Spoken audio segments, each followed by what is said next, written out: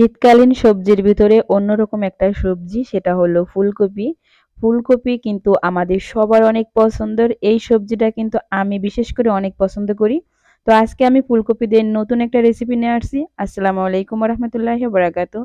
কেমন আছেন সবাই? আশা করি সবাই আল্লাহর মতো অনেক ভালো আছেন। আজকে আমি ফুলকপি দিয়ে কাতল মাছ দিয়ে রান্না করব। এখানে আমি মাছ নিয়ে নিয়েছি ৪ পিস আর একটা ফুলকপি নিয়ে নিয়েছি। পেঁয়াজ, মরিচ যা, যা লাগে আমি গুছিয়ে নিয়েছি। তো সবার আগে আমি ফুলকপিটাকে কেটে নেব। তো ফুলকপির ডাঁটা আমি সবকিছু আগেই কেটে ধুয়ে পরিষ্কার করে নিয়েছি। এখন আমি ফুলের উপরে যে একটু কালো, কালো থাকে ওটা কেটে ফেলে তারপরে বড়, বড় করে এভাবে কেটে নেব। তো আমি সবগুলো ফুলকপি দেখুন এভাবে কেটে নিয়ে নিয়েছি। আমি একটু বড়, বড় করে কাটছি। আমার কাছে কিন্তু এভাবে অনেক ভালো লাগে। তো এখানে দিয়ে দেবো আমি একটা টমেটো। টমেটোটাকে আমি এভাবে লম্বা, লম্বা করে কেটে নিতেছি। তো আপনাদের যদি মনে চায় ছোট, ছোট করে কাটতে সেটাও কাটতে পারেন। তো টমেটোটা কাটার পর আমি পেঁয়াজগুলোকে একটু কেটে নেব। আর আমি ফুলকপি রান্না করলে পেঁয়াজগুলো একটু বেটে দেই। পেঁয়াজগুলো বেটে দিলে কি হয় ফুলকপিটা একটু মানে ঝোলটা একটু ঘন হয়, খেতেও ভালো লাগে। তো এখানে কিছু ধনিয়া পাতা কুচি করে নিলাম। এখন শীতকাল ধনিয়া পাতা না দিলে তো হয়ই না। এরপর আমি খুব সুন্দর করে পেঁয়াজগুলোকে বেটে নেব একদম মিহি করে।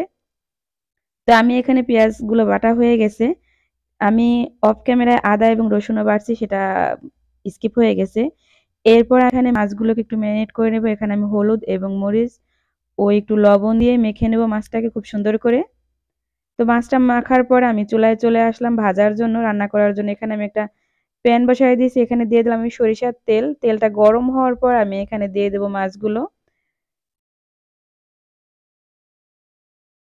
তো মাছগুলো দিয়ে আমি এক পিঠ সুন্দর করে ভেজে আমি তারপর চলে আসলাম। দেখুন এখন আমি উল্টে দেব। একই রকম ভাবে আমি মাছের এই পিঠটাও ভেজে নেব।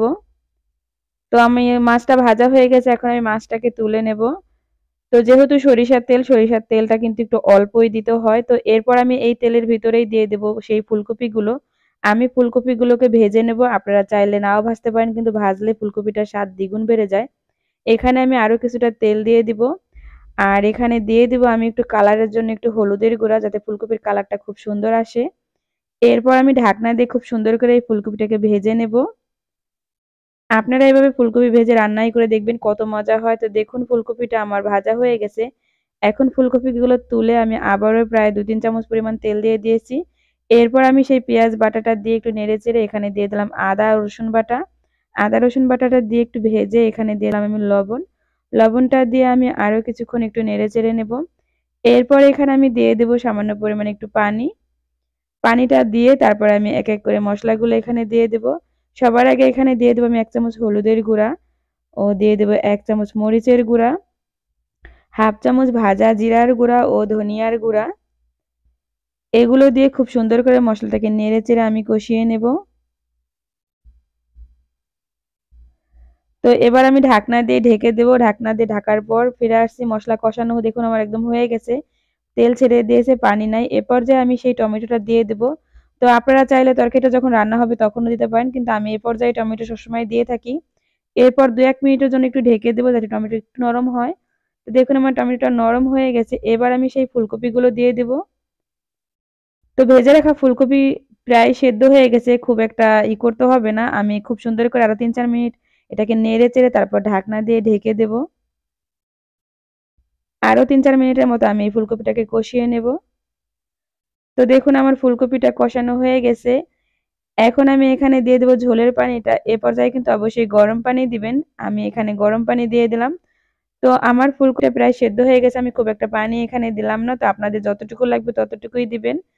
তারপর ঢাকনা দিয়ে আমি ঝোলটা ফুটে ওঠার জন্য একটু অপেক্ষা করলাম। যেহেতু গরম পানি তাড়াতাড়ি হয়ে গেছে ফুটা। তো দেখুন এই পর্যায়ে আমি এখানে দিয়ে দেব সেই ভেজে রাখা মাছগুলো। মাছগুলো দিয়ে একটু নেড়েচেড়ে দিব। মাছটাকে একটু ঝোলের নিচে চুবিয়ে দেব যাতে মাছটার ভিতরে চলে যায়। এরপর এখানে আমি দিয়ে দেব ৪-৫ টা কাঁচামরিচ। কাঁচামরিচ দিলে কিন্তু তরকারির স্বাদটা আরো দ্বিগুণ বেড়ে যায়। আর কাঁচামরিচের খুব সুন্দর একটা ফ্লেভারও বের হয়। কাঁচামরিচটা দিয়ে আমি ৩-৪ মিনিটের মতো ঢেকে দেব। তো দেখুন ৩-৪ মিনিট পর একদম ঝোলটা শুকিয়ে গেছে। এ পর্যায়ে কিন্তু অবশ্যই লবণটা টেস্ট করে নিবেন। আমি এখানে দিয়ে দিলাম সেই ধনিয়া পাতা কুচিগুলো। ধনিয়া পাতা কুচিটা দিয়ে এরপর একটু নেড়েচেড়ে দিব হালকা করে এখানে। হালকা হাতে নাড়বো যাতে মাছটা ভেঙে না যায়।